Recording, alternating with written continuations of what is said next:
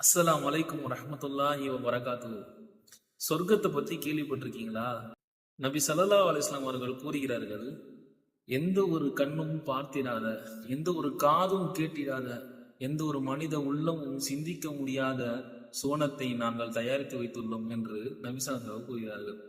மேலும் மற்றொரு ஹதீஸில் சொர்க்கத்துல ஒரு மரம் இருக்குமா, அந்த மரத்தை ஒரு பிரயாணி, குதிரை ஓட்டக்கூடிய ஒரு பிரயாணி கடப்பாராம். அதனுடைய நிழல 100 ஆண்டுகள் கடந்தாலும் அந்த நிழலை கடக்க முடியாது. அப்போ அந்த மரம் எவ்வளவு பெருசா இருக்கும், அந்த மரம் இருக்கக்கூடிய சொர்க்கம் எவ்வளவு பெருசா இருக்கும், அந்த சொர்க்கத்தை படைத்த அல்லாஹ் எவ்வளவு பெரியவனா இருப்பான். அல்லாஹ் அக்பர். இப்படிப்பட்ட சொர்க்கத்துல நுழைவதற்கு எல்லாருக்கும் ஆசை இருக்கும்.